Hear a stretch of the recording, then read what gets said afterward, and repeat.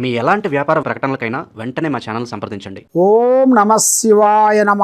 ఓం పరబ్రహ్మ పరమాత్మ నమ. జగత్తుత్తే సతీ ఫలయ బ్రహ్మారి హరాయ త్రిగుణాత్మ సర్వగౌతిగామి దర్శ దర్శ దత్తాత్రేయ నమసంతిని సిద్ధి కురు కురు కురు కురు కురు స్వహ కుర్రో కుర్రు కొండదేవత అమ్మ పలుకు, జగతమ్మ పలుకు, సమ్మక్క పలుకు, సారలమ్మ పలుకు, కుర్రో కుర్రు. జై సమ్మక్కాయ నమ. 2025 జనవరి నుండి డిసెంబర్ వరకు ఈ తులరాశిలో ఉండవలసిన వాళ్ళకి ఎలా జరుగుతుంది, ఎలా జరగబోతుంది అనేది చెప్పబోతున్నాము. వాళ్ళ స్థితిగతులు ఎలా ఉన్నాయి, వాళ్ళ యోగ నక్షత్రం ఎంతవరకు వచ్చేసింది అనేది కూడా ఇప్పుడు మనం చెప్పబోతున్నాము. ఈ తులరాశిలో ఉండవలసిన వాళ్ళకి జీవితము, స్థానము, పూజ, పునస్కారం చిన్న వయసు నుంచి చిన్నపిల్లల మనస్తత్వం వెళ్తుంది. చిన్నపిల్ల మనస్తత్వం అంటే ఇది కావాలి, ఇది వద్దు అన్న ఒక ఆటలు పాటలు, ప్రశాంతత, మనసులో బాధ లేకోకుండా ఎదుటివాడు కోట్లు సంపాదించుకున్న వీళ్ళ మనసులో 100 రూపాయలు ఉంటే చాలు నా దగ్గర అనే మనస్తత్వం కలిగిన వాళ్ళు. ఈ తులరాశి కలిగిన వాళ్ళందరికీ ఎక్కడ పోయినా కూడా పీస్ఫుల్ మైండ్, మనసు బాగుంటుంది, యథార్థంగా మాట్లాడతారు, ఏదైనా మొహం ముంగల మాట్లాడతారు.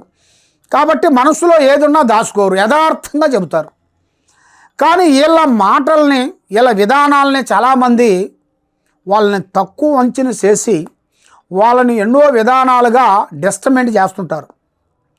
వీళ్ళకి ఏమీ రాదు, ఏది చేయదు అన్నట్టుగా తక్కువ అంచనా వేసి చాలా వరకు డిస్టర్మెంట్ చేస్తుంటారు. డిస్టర్మెంట్ కాబట్టి ఆ డిస్టర్మెంట్ వల్ల ఎన్నో విధానాలుగా మనస్సు బాగుంటుంది. వీళ్ళకి మనశ్శాంతత ఉండదు. ఏ కార్యక్రమైనా కానీ చేతికాడికి వస్తుంది కానీ నోటికి అందుకోకుండా పోతుంటుంది. కాబట్టి ఆ భగవంతుడు దయ వలన ఇప్పుడు వరకు ఒకళ్ళ చేయి దగ్గర పోయి ఒకళ్ళ దగ్గర చేయి సాకుండా ఏదో వాళ్ళ కుటుంబాన్ని కాపాడుకుంటూ ప్రజలకి సేవ చేస్తూ రాజకీయంలో కూడా చాలా వరకు పోరాడుకుంటూ సినీ ఫీల్డ్లో కూడా చాలామందికి ఎంతో విధానాలుగా బాగుండేట్టుగా ఎన్నో కష్టపడుతూ ఈ యూట్యూబ్ రంగంలో ఉండవలసిన వాళ్ళకు కూడా ఎన్నో విధానాలుగా వాళ్ళు ఎన్నో కష్టాలు పడుకుంటూ ఉండి లేక తినక నిద్ర లేని రోజులు ఎన్నో ఉంటాయి, భోజనం చేయని రోజులు ఎన్నో ఉంటాయి. మరి ఈ అన్నిటిని బాధలు పడుకుంటూ వచ్చే వాళ్ళకి మరి ఆ భగవంతుడు అనేది ఏదో ఒక దారి చూపించాలి కదా. మరి ఆ దారి చూపించినప్పుడు వీళ్ళు మేల్కోవాలి. ఈ తులరాశి వాళ్ళు భగవంతుడు ఒక టయాన్ని చెప్తాడు మనకి. ఫస్ట్లో బాల్యం అనగా చిన్న వయసు. ఆ చిన్న వయసులోనే మనిషికి ఒక అదృష్టాన్ని కలిగిస్తాడు. ఆ అదృష్టాన్ని మనం దాన్ని తెలుసుకొని కొంచెం జాగ్రత్త పడాలి.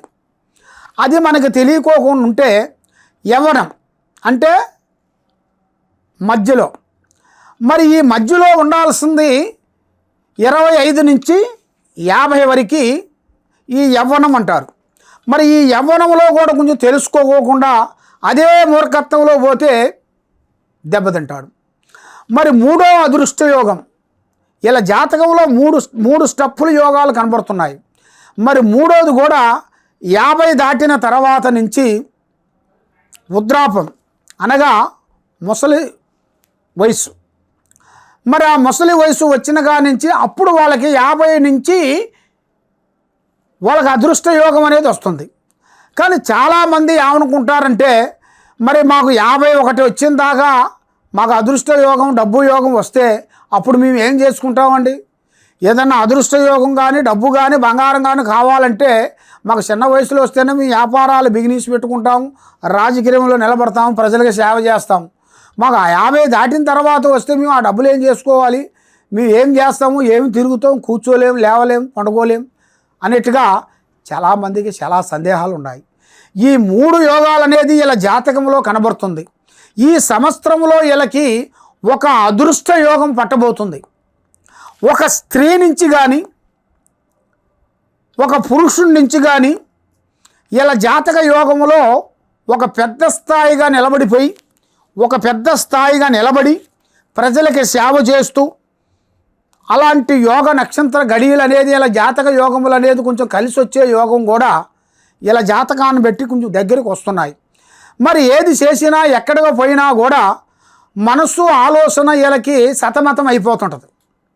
ఎందుకంటే ప్రశాంతంగా ఉండవలసిన వాళ్ళకి ఎవరో ఒకరు డిస్టర్బెంట్ చేశారనుకోండి, వీళ్ళ ఐడియాలు వీళ్ళ మైండ్ అంటే డిస్టర్బెంట్ అయిపోతుంటుంది. ఏదైనా చేయాలన్నా కూడా అదే పడుతుంటుంది వీళ్ళ మైండ్లో. ఒక పూజా కార్యక్రమం చేసుకోవాలన్నా కూడా ప్రశాంతంగా చేసుకోలేని పరిస్థితిలో ఉంటారు. ఎందుకంటే ఇలా మైండ్ చెప్పాను కదా, చిన్న పిల్లల మనస్తత్వం కలిగిన వాళ్ళు. పెడితే ఆశ, కొడతనంటే భయం. మరి ఇలాంటి కలిగిన వాళ్ళకి ఆ భగవంతుడు 3 విధానాలుగా ఇచ్చాడు కాబట్టి దరిద్ర గడియలు 24 గంటలు తిరుగుతూనే ఉంటుంది. అదృష్ట గడియ ఒక టైమే వస్తుంది. అది వచ్చి తలుపు తట్టినప్పుడే మనం తెరవాలి. మరి ఈ దరిద్ర టైం అనేది ఈ దరిద్ర దేవత వచ్చి మన ఇంటి ముంగల మెట్లు కాడ వచ్చి కూర్చుంటుంది. నువ్వు ఎప్పటికైనా నువ్వు తలుపు తీస్తావు కదా, అప్పుడు నేను వస్తాలే నీ నిదానంగా అంటది. అదేవిధంగా కొన్ని మనం తెలుసుకోవాలి, కొంత జాగ్రత్త పడాలి. స్నేహధర్మంలో కానీ బంధుత్వాల్లో ఎక్కువగా అభిమానం చూపించకూడదు. బంధుత్వాల్లో వీళ్ళకి అచ్చుబాటు అనేది లేదు. బంధువులలో చాలా వరకు వీళ్ళని వాడుకొని ఉసిపెట్టే వాళ్ళే. మరి స్నేహితులలో కూడా అంత పెద్ద వెలుగు లేదు. కాబట్టి ఎవరో తప్పు చేశారని మీరు తప్పు చేయటం కాదు. మీరు ఇక నుంచి జాగ్రత్త పడి మీ కుటుంబాన్ని గురించి, మీ భార్య బిడ్డల కుటుంబాన్ని గురించి మీరు పోరాటం చేయండి. తప్పకుండా ఆ భగవంతుడు కటాక్షం వెలుగు అనేది మీకు తప్పకుండా ముందుకు వచ్చే మార్గాలు కూడా మీకు అతి దగ్గరలోనే చాలా వరకు కనబడుతున్నాయి. కాబట్టి మరి మీరు చేయాల్సిన పూజా బలం, ఏ పూజ చేస్తే బాగుంటుంది. కాబట్టి మీరు చేయాల్సిన పూజా బలం అనేది శివుడు ఆజ్ఞ లేనిది సేవైనా కుట్టదంటారు. మరి మీరు చేయాల్సింది ఆ శివుడు పూజా బలం చేయాలి. మీకు దగ్గరలో ఉండాల్సిన శివాలయం దగ్గరికి వెళ్ళి కొన్ని పంచాక్షరి మంత్రాన్ని చదవాలి. మీకు వస్తే చదవాలి.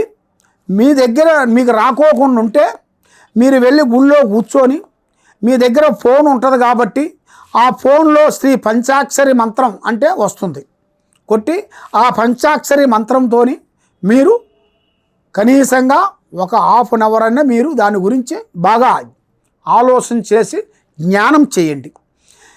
తర్వాత మీరు చదవుకోకుండా లేదు, మనకి దగ్గరలో ఉండాల్సిన ఒక అయ్యగారు కానీ గురువుల దగ్గరికి వెళ్ళి శ్రీ పంచాక్షరి హోమాన్ని చేసుకోండి.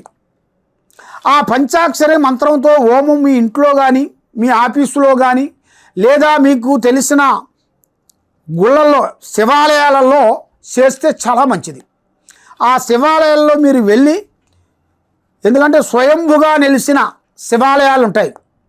శివాలయం అంటే అన్ని దుక్కుల శివాలయాలు ఉంటాయి, కానీ అది కాదు. శివాలయం అంటే స్వయంభుగా నిలుస్తాయి.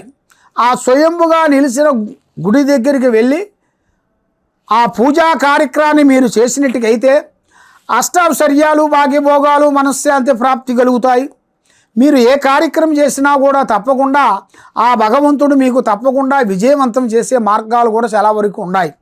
కాబట్టి మీరు ఎక్కడెక్కడో వెళ్ళి జ్యోతిష్యం చెప్పించుకొని నిరాశ చెంది ఉన్నారు. కాబట్టి ఈ కింద ఉండాల్సిన నెంబర్కి ఒకసారి సంప్రదించినట్టుకైతే మీ పేరుని బట్టి, సమయాన్ని బట్టి, మీ జాతక చక్ర యోగాన్ని బట్టి ఎలా ఉంది, ఎలా నడుస్తుందా అనేది కూడా మీ గురించి అన్ని నేను చూసి చెప్పగలుగుతాను.